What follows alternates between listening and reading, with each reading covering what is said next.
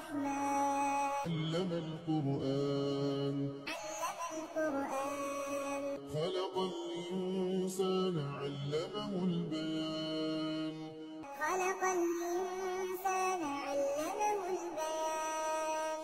الشمس والقمر بحسبان والنجم والشجر يسجدان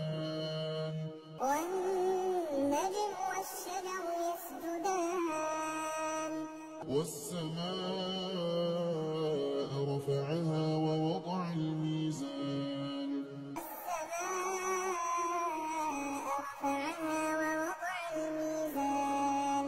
ألا تطغوا في الميزان